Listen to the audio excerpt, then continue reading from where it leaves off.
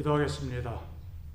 하나님 아버지, 저희들을 하나님의 무한하신 사랑 안에 거하며 살게 하시니 감사합니다.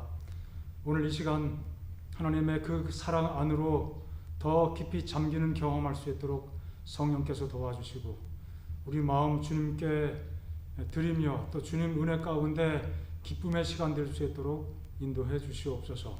예수님 이름으로 기도합니다. 아멘.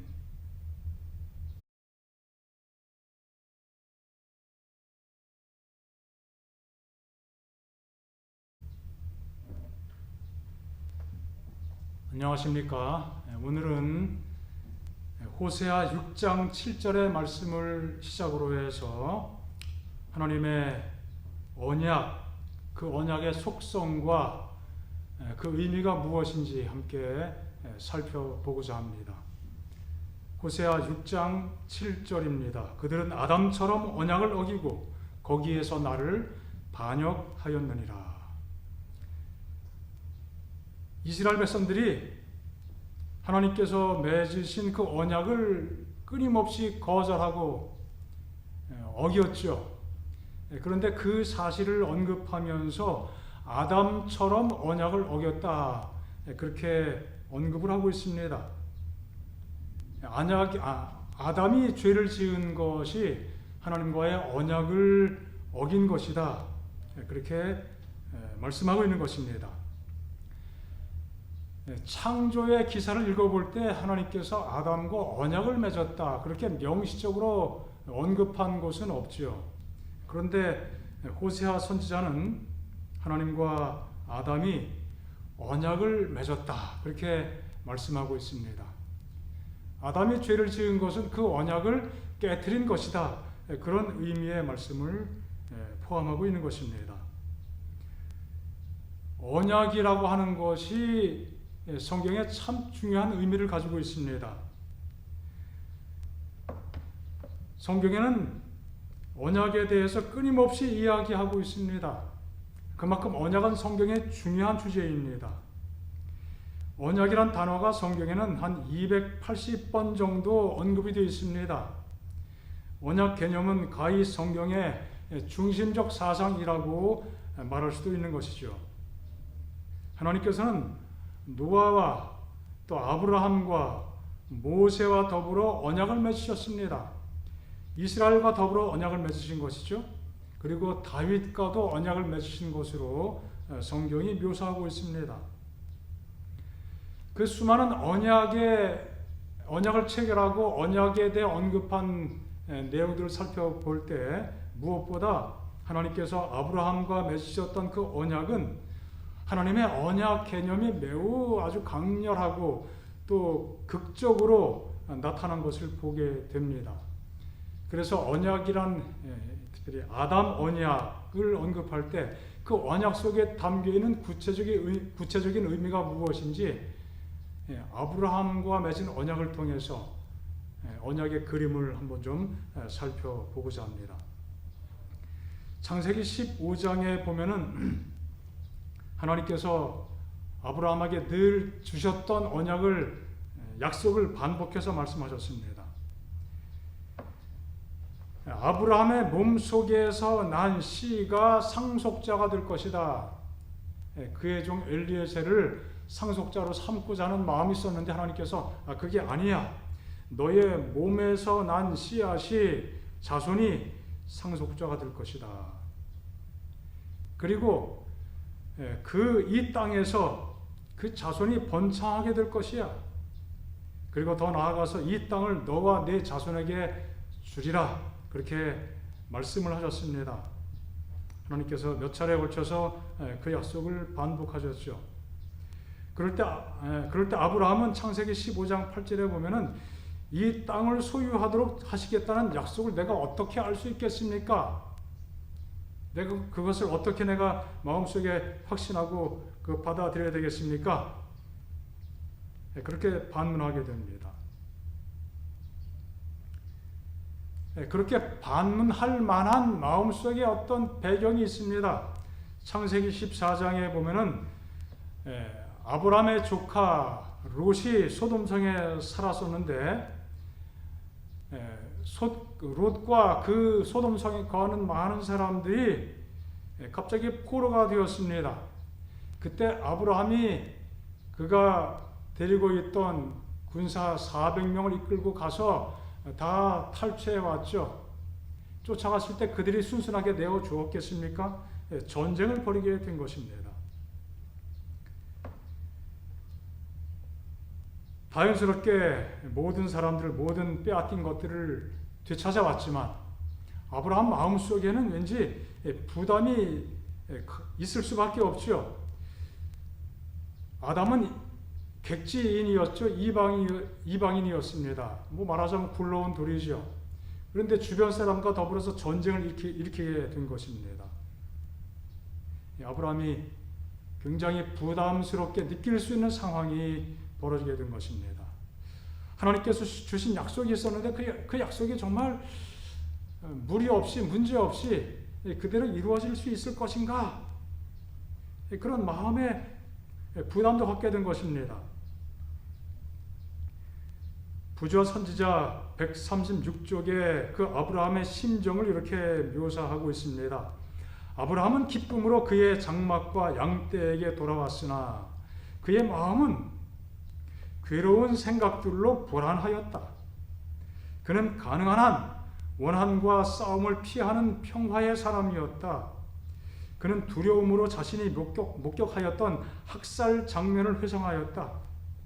그가 처부순 군대들이 속하였던 민족들은 틀림없이 또 다시 가나안을 침략하고자 할 것이며 자신을 그들의 복수의 특별 목표로 삼고자 할 것이다. 그와 같이 민족 간의 전쟁에 휩쓸림으로 그의 평안한 생활은 깨어질 것이다. 더욱이 그는 가나안 점령을 시작하지도 않았으며 지금은 그 예언의 약속이 성취될 후사를 바랄 수도 없었다. 하나님께서 하신 약속 분명했습니다. 아주 분명하게 말씀하셨으니까요. 그 약속이 성취될 기미조차도 보이지 않았습니다. 아들이 태어날 조짐조차도 보이지 않았습니다. 그런데 전쟁이 벌어지게 됐습니다. 아브라함은 주변 사람들을 학살하게 된 것이죠. 그 역공이 있게 될 것 마음속에 부담스러웠습니다. 자, 그런 상황 속에서 하나님은 재차 약속이 이루어질 것을 말씀하셨고 아브라함은 반문하기 이르게 됩니다. 어떻게 하나님의 약속이 이루어질 수 있을 것입니까? 그때 하나님께서 9절에 보니까 이렇게 말씀하십니다. 여호와께서 그에게 이르시되 나를 위하여 3년 된 암소와 3년 된 암염소와 3년 된 숫양과 산 비둘기와 집 비둘기 새끼를 가져와라. 아브라함이 그 모든 것을 가져다가 그 중간을 쪼갰다고 말씀하셨습니다. 그리고 쪼갠 것을 마주 대하여 놓고 새는 쪼개지 않았지만 암소와 암염소, 숫양 이것들은 절반을 쪼개서 일정한 간격을 벌인 상태에서 서로 마주 보도록 했습니다. 17절입니다. 해가 져서 어두울 때 연기 나는 화로가 보이며 타는 횃불이 쪼갠 고기 사이로 지나더라. 해가 지고 어두워질 때 갑자기 연기 나는 화로가 보이고 또 타는 횃불이 나타나더니만 그 쪼갠 고기 사이로 어떻게 해요? 지나갔다고 말씀하고 있습니다. 바로 그때 그날에 여호와께서 아브라함과 더불어 언약을 세워 이르시되 내가 이 땅을 애굽 방에서부터와 큰 강 유브라데까지 다 네 자손에게 주노니 애굽 강에서부터 이 아프리카 북쪽, 아프리카 경계선 지역입니다. 애굽 나일강을 의미하겠죠. 그 지역부터 그 큰 강 유브라데 저 북동쪽 바빌론이 있는 그 지역 아주 거대한 땅입니다. 그 모든 땅을 다 내 자손에게 주겠다 재차 언급하십니다. 곧 겐 족속, 그니스 족속, 갓몬 족속, 헷 족속, 브리스 족속, 르바 족속, 아모리 족속, 가나안 족속, 기르가스 족속, 여부스 족속, 그들이 살고 있는 모든 땅을 다 너와 네 자손에게 주겠다. 하나님의 분명한 약속입니다. 다시 한번 아주 확실하게 보장을 하시는 말씀이죠.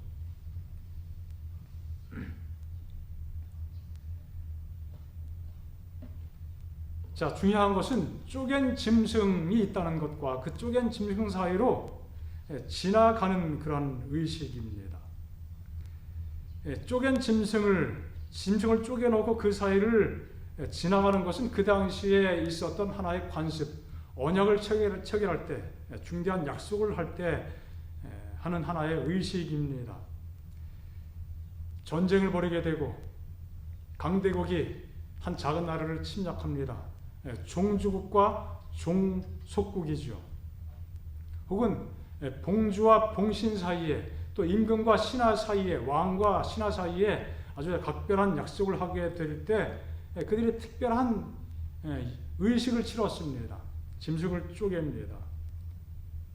그리고 이 약속을 깨뜨리는 자는 누구나 할 것 없이 이 짐승이 쪼개진 것처럼 쪼개짐을 당할 것이다. 아주 강력한 약속이죠. 내가 약속을 이행하지 않으면 내가 손가락을 자른다.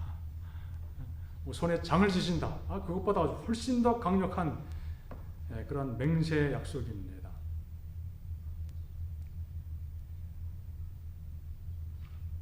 그 약속을 어길 때 누구든지 그렇게 하겠다는 것입니다. 그리고 종속국으로서의 그 의무를 다하지 않고 신하로서의 그 책임을 다하지 않고 그럴 때는 그런 일이 있을 것이고, 그러나 그 대신 종주국 또 왕은 그 종속국을 또 신하를 어떤 일이 있어도 잘 보호하겠다, 그런 취지를 가지고 그렇게 의식을 했다는 것입니다. 언약이라고 하는 낱말은 히브리어로 베리트라고 하는 낱말인데, 이 베리트는 바라라는 단어에서 파생이 됐습니다. 이 바라라는 말 자체는 자르다, 쪼개다, 끊다, 새기다, 그런 뜻을 가진 단어입니다. 언약 자체는 그래서 이 쪼개는 그 의식을 함축하는 그 의미를 가지고 있는 단어입니다. 하나님께서는 하나님 백성들과 맺은 그 깊은 관계 속에서 이 단어를 그냥 사용하신 것입니다. 하나님께서 무엇보다 아브라함에게 하나님께서 허락하셨던 그 약속을 반드시 이루어 주실 것이라고 말씀하시면서 아주 특이한 그 당시에 많은 고대 근동의 사람들이 행했던, 그래서 그렇게 할 때 쉽게 무엇을 의미하는지를 그 뜻을 캐치할 수 있는 그런 의식을 행하신 것입니다. 17절이 클라이막스죠. 해가 져서 어두울 때에 연기 나는 화로가 보였고 타는 횃불이 그 쪼갠 고기 사이로 지나갔다고 말씀하셨습니다. 화로는 말 그대로 불을 담아드는 그 용기지요. 횃불은 아마 그 화로 속에서 타고 있는 불꽃을 의미할 것입니다. 아니면 그 속에 횃불이 있었던지. 그런데 그 횃불이 나타나서 어떻게 해요? 그 쪼갠 고기 사이를 지나갔다고 말씀합니다. 이 화로에서 나오는 불, 연기 나는 화로, 이것은 다 하나님의 거룩한 임재를 상징하는 것들입니다. 그래서 다시 말하면은 그 쪼개진 고기 사이를 누가 지나가셨다는 거죠? 하나님께서 지나가셨다는 것입니다. 자, 이 말 속에는 어떤 의미가 포함되어 있을까요? 하나님께서 모든 것을 책임져 주시겠다는 의미, 그런 의도가 포함된 것입니다. 아브라함, 너 걱정하지 않아도 괜찮아. 너 걱정하지 마. 내가 모든 것 책임질 거야. 바로 그런 뜻이 거기 함축되어 있는 것입니다. 약속을 어긴 결과는 이 언약이라고 하는 개념 속에서 죽음이에요. 또 저주입니다. 영적으로도 마찬가지입니다. 하나님과 맺은 약속, 언약, 생명의 약속을 어길 때 그것은 죽음을 초래하게 되고 죄의 저주를 불러오게 되는 것입니다. 그렇지만 그 모든 것에 대한 책임을 하나님이 직접 지시겠다고 말씀하고 있는 것입니다. 그 약속을 지키는 책임도 하나님이 지실 것이고, 약속을 어겼을 때 발생되는 그 결과에 대한 책임도 하나님께서 지시겠다고 말씀하고 있는 것입니다. 이 책임을 아브라함에게 지우겠다고 의도하지 않으셨습니다. 약속을 깨뜨리는 당사자가 책임을 져야 되지만 하나님께서는 약속을 깨뜨린 당사자에게 책임을 물으시거나 책임을 지으신 것이 아니라 하나님 그분께서 대신 죽으시면서 책임을 지시겠다고 말씀하고 있는 것입니다. 너희들이 약속을 어기고 배신을 때리고 언약을 파기시킬지라도 하나님이 대신 죽으시고 그래서 끝까지 그 책임을 짊어지시겠다는 약속을 아브라함과 하시는 그 언약의 장면을 통해서 우리에게 분명히 보여주고 계십니다. 이것이 하나님의 마음이라고 하는 것이죠. 쪼개진 짐승을 통해서 우리는 십자가의 희생을 보게 되는 것입니다. 그리스도께서 십자가에서 죽으신 그 사실은 짐승이 쪼개진 것처럼 우리 예수님께서 그리스도께서 쪼개지신 것을 그래서 죽음에 이르시고 그 모든 책임을 짊어지게 된 것을 의미하고 있는 것입니다.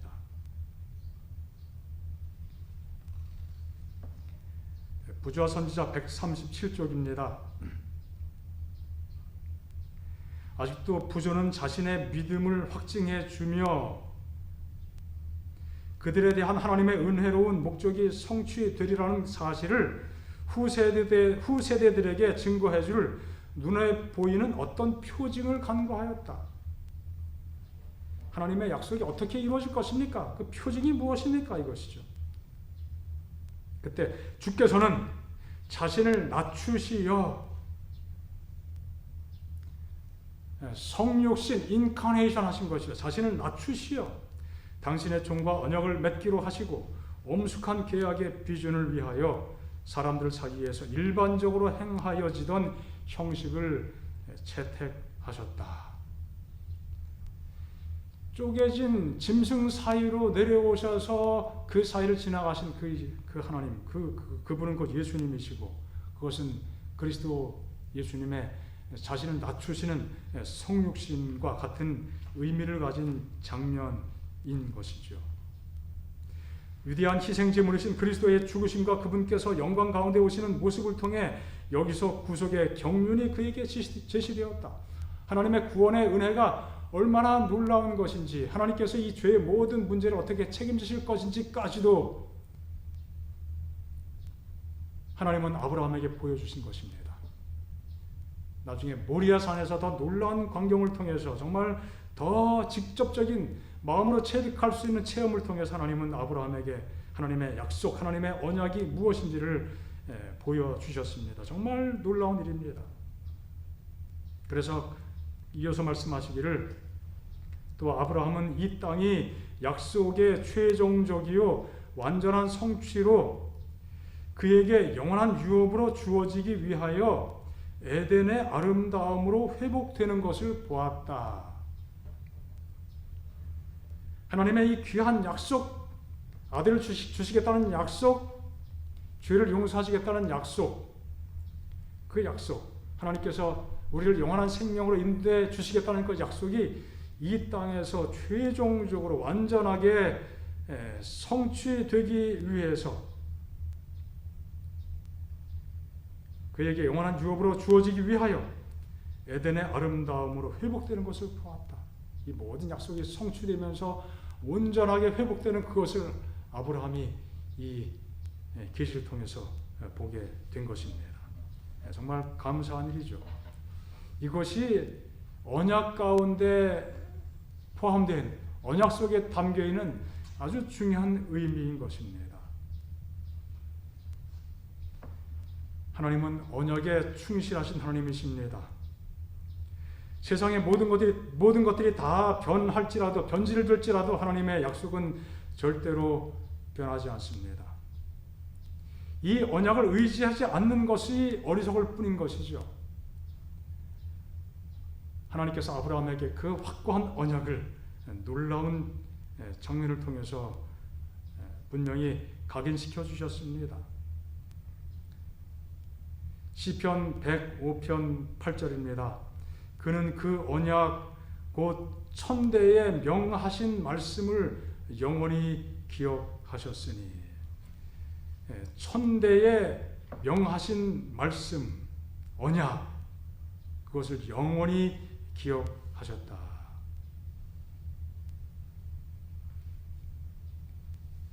하나님은 영원하신 분이십니다. 하나님이 세우신 약속, 그 언약은 영원한 것입니다. 우리가 오늘 살아가면서 희망이 있고 미래가 보장될 수 있는 가장 중요한 이유는 하나님의 사랑입니다. 언약적 사랑입니다. 결코 깨뜨리지 않겠다는 하나님의 단호한 의지가 포함된 약속입니다.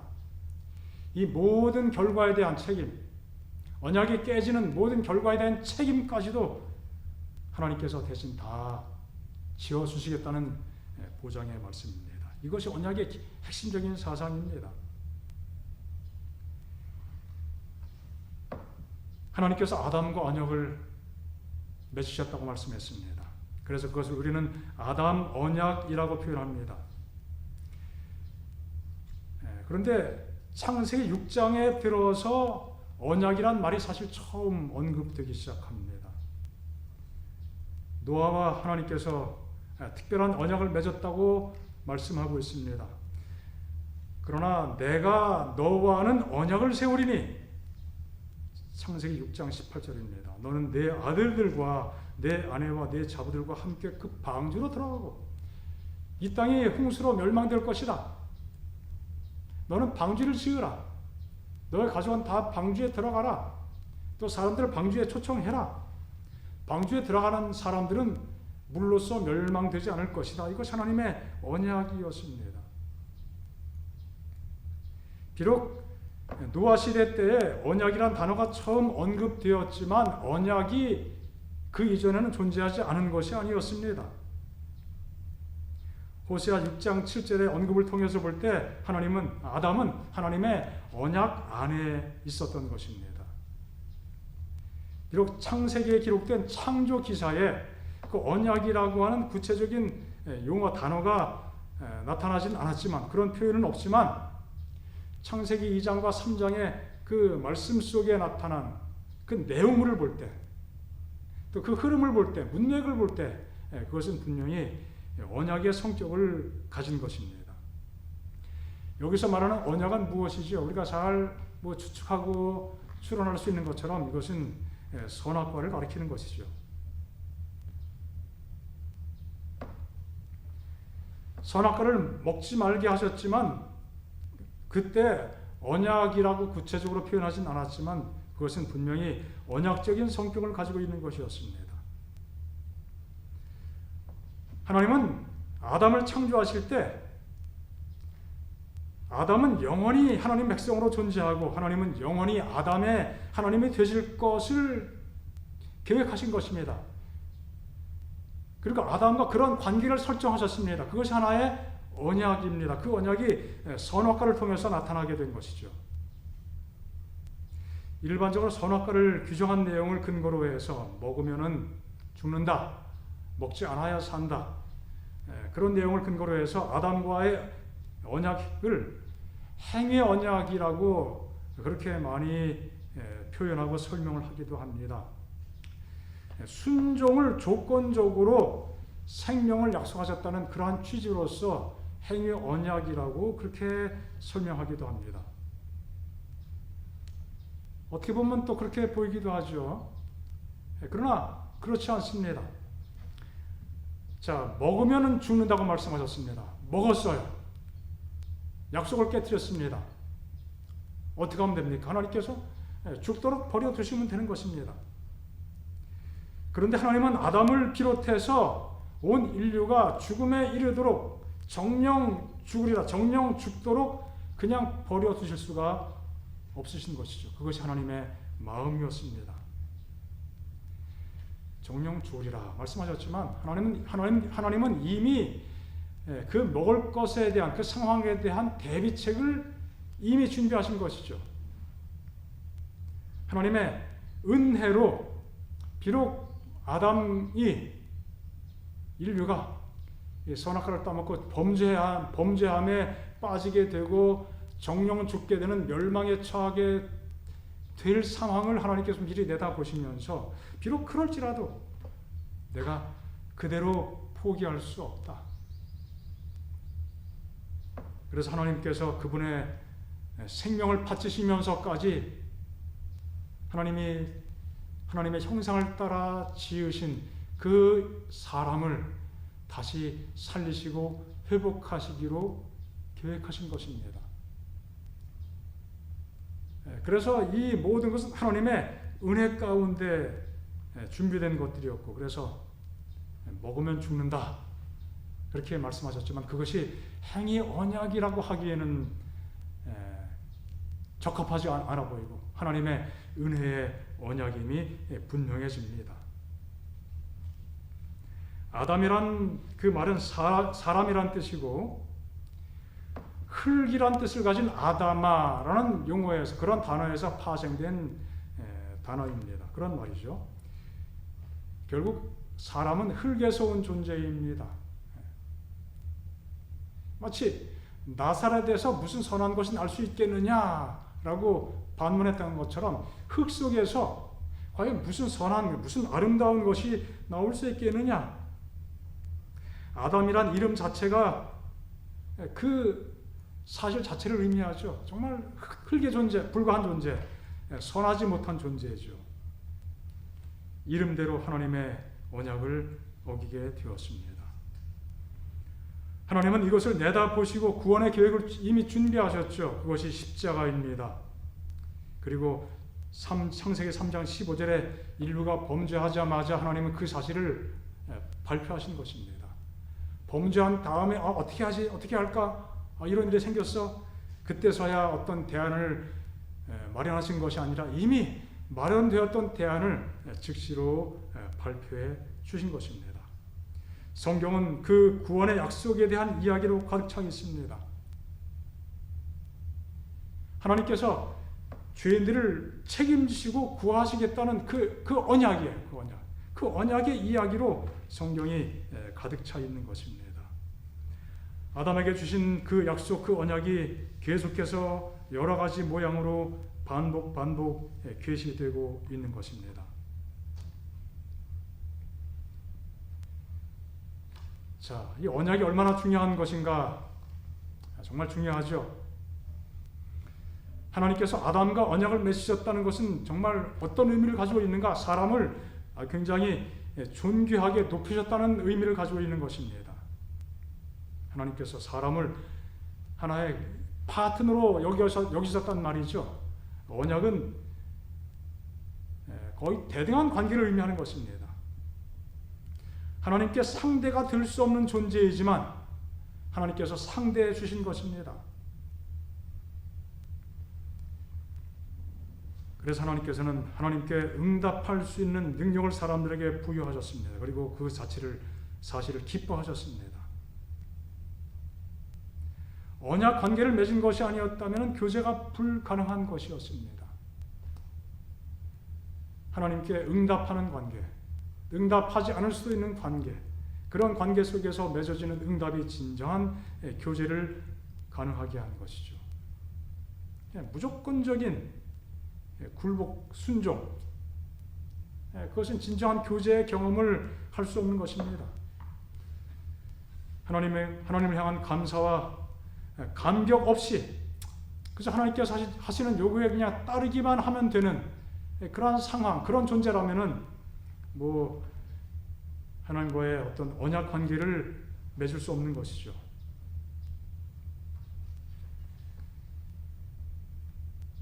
아담은 하나님께 감사함으로 하나님을 섬기고 하나님께 순종하고, 또 하나님께서는 어떤 문제가 발생할지라도 그 모든 것 내가 책임져 주겠다, 그 책임성을 가지고 아담 하와를 창조하신 것입니다. 그것이 바로 언약의 중요성인 것입니다. 사람을 높여주셨고 인정해 주셨고 하나님은 끝까지 사람에 대해서 어떤 문제든지 책임져 주시겠다는 것입니다. 정말 감사한 것은 하나님은 언약에 신실하신 분이라는 사실입니다. 그분이 하신 약속은 반드시 이루십니다. 변치 않는 분이시기 때문에 그분의 속성, 그분의 본성에 기초해서 하나님은 그 모든 약속을 이루십니다. 그래서 마침내 그 계획을 이루시기 위해서 십자가를 이 땅에 세우시고 예수님께서 그 십자가를 위해서 돌아가신 것입니다. 참 얼마나 감사한 일입니까? 언약 관계 속에서 우리 편의 영적 경험은 과연 무엇이어야 되겠습니까? 하나님의 약속을 온전히 믿고 말씀에 순종하는 것입니다. 먹으면 정령 죽으리라는 말씀은 오늘날에도 여전히 유효한 것이죠. 불순종은 사망을 초래합니다. 예수님의 은혜를 생각지 않고 먹지 말라 하신 말씀에만 매달리는 것은 바른 신앙이 될 수 없습니다.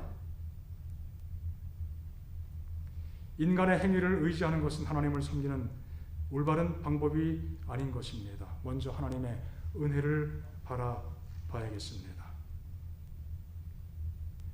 하나님께서 모든 것 책임져 주시겠다고 하셨고 그 약속을 성취시키기 위해서 십자가에서 돌아가신 그 예수님, 그분을 바라보고 그분을 온전히 믿고 따르는 그 귀한 경험이 우리 영적 경험의 중심이 되어야 될 것입니다. 하나님과 맺은 언약 관계 속에서 하나님께서 어떤 일을 우리를 위해서 행하셨는지를 바라보면서 하나님께서 이루신 그 일에 대해서 감사하며 또 감격함으로 또 성령께서 주시는 힘으로 하나님 허락하신 말씀과 일치되는 삶을 살고자 하는 것이 우리의 영적 경험이 되어야 될 것입니다. 하나님께서 아담과 언약을 맺으셨지만 아담은 언약을 파기했습니다. 마귀의 기만에 넘어갔기 때문이죠. 그 마귀는, 사탄은 무엇보다 그리스도와 같아지고자 시도하면서 천사가 악마가 된 것이죠. 하와에게 유혹할 때도 같은 동일한 성격을 가지고 동일한 성격의 내용으로 접근하고 제시하면서 유혹을 했습니다. 먹으면 하나님과 같아질 거야. 죄의 본질은 동일합니다. 하나님을 숭배하지 않고 하나님을 경배하지 않고 하나님께 온전히 다 의지하지 않고 자기를 믿고 자기를 숭배하는 것입니다. 자기 숭배는 결국 무엇입니까? 하나님 말씀이 아니라 자신의 견해를 높이고 하나님 대신 자기를 섬기는 것입니다. 자신의 견해를 앞세우는 것입니다. 인간의 이론과 행위를 앞세우는 것입니다. 이것은 또한 하나님 말씀에 인간의 것을 혼합시키는 바벨론의 정신인 것입니다. 어떤 일이 있어도 이것을 우리는 피해야 될 것입니다. 반대로 그러나 하나님만 섬기는 것은 하나님 말씀을 전적으로 신뢰하는 것을 의미합니다. 이것이야말로 자기 숭배의 함정에 빠지지 않는 길입니다. 또한 바벨론 정신에 함몰되지 않는 길이 되는 것입니다. 또한 사단의 기만에 빠지지 않는 안전한 길인 것이죠. 대쟁투의 끝자락에서 일요일과 안식일이 개정점이 될 때 하나님 말씀에 대한 선명한 이해와 절대적 신뢰 없이는 누가 목숨 걸고 진리를 선택할 수 있을까요? 말씀을 깊이 이해하고 하나님 말씀을 온전히 신뢰하는 그러한 믿음의 경험을 쌓아갈 때 우리가 어떤 위험이 따를지라도 그 위기 앞에서 정말 목숨 바쳐 충성을 다하는 영적 경험으로 하나님을 영광스럽게 할 것입니다. 이런 놀라운 영적 경험이 우리 속에 쌓이지 않는다면 우리는 위기 앞에서 한 발 물러서면서 편한 길을 선택하게 될 것입니다. 그러면은 사탄의 기만에 빠지게 되는 것이죠. 말씀에 순종하는 것이 최종적 시금석이 되어 생사의 갈림길에 놓이게 될 때 올바른 선택을 할 수 있는 비결이 무엇일까요? 다니엘의 친구들의 경험과 고백은 우리에게 중요한 교훈을 줍니다. 그들은 풀무불에 던져지는 그 위기 상황 앞에 서게 되었습니다. 그럴지라도 그들은 담대히 고백합니다. 우리는 절대로 우상을 숭배하지 않을 것입니다. 하나님께서 우리를 구해 주실 것입니다. 그렇지만 그렇지 아니하실지라도 절대로 우상에게 절하지 못합니다. 안 하겠습니다. 바로 이것이 우리 모두에게 필요한 종말론적 믿음이라고 믿습니다. 하나님을 전적으로 신뢰하고 하나님만 높이는 신앙으로 우리가 무장해야 되지 않겠습니까? 그런데 우리로 하여금 하나님만 의지하고 말씀에 순종하게 하는 원동력은 무엇이겠습니까? 다름 아닌 하나님의 사랑입니다. 하나님은 그 사랑을 하나님의 그분의 언약을 통해서 보여주셨습니다. 아담에게 보여주셨습니다. 노아에게 보여주셨습니다. 아브라함에게 보여주셨습니다. 모세를 통해서 이스라엘에게 보여주셨습니다. 다윗에게도 보여주셨습니다. 예레미야에게도 그 사실을 재차 약속하셨습니다. 성경 전체를 통해서 하나님의 사랑은 언약을 통해서 끊임없이 우리에게 주어졌습니다. 아담 창조 전부터 이미 구원의 길을 마련하셨고 그 계획의 성취를 위해서 십자가가 세워졌습니다. 하나님이 친히 죄의 저주를 담당하시고 그 위에서 돌아가셨습니다. 인간의 타락과 연약함, 우리 모든 각자 개인들의 연약함이 끊임없이 하나님의 구원의 역사에 거침돌이 들지라도 그 걸림돌들을 치워 가시면서 구원을 온전히 이루시는 하나님, 그 하나님의 사랑을 통해 마침내 죄가 끝나고 온 우주에 평화가 회복될 것입니다. 호세아 6장 7절입니다. 그들은 아담처럼 언약을 어기고 거기에서 나를 반역하였느니라. 이스라엘의 반역이 얼마나 반복적이고 하나님을 얼마나 등지고 하나님 마음을 얼마나 슬프게 했고 하나님께 얼마나 그 마음에 큰 아픔을 드렸는지. 그런데 그들의 반역은 아담의 언약을 어기는 반역과 같은 것이라고 말씀하셨습니다. 그런데 호세아서의 말씀은 무엇입니까? 반역할지라도 하나님께서 마침내 회복시켜 주시겠다는 약속이죠. 너희가 그럴지라도, 아담이 그랬을지라도, 너희가 동일하게 그 일을 경험할지라도 나는 끝까지 사랑하기 때문에 마침내 살리고 회복시켜 주겠다는 하나님의 약속의 말씀, 하나님의 마음인 것입니다. 반역한 아담, 반역한 이스라엘, 반역한 모든 죄인을 살리시려는 것, 그것이 하나님의 언약입니다. 얼마나 감사합니까? 하나님께 다시 한번 영광 돌립니다. 할렐루야. 말씀 마치겠습니다.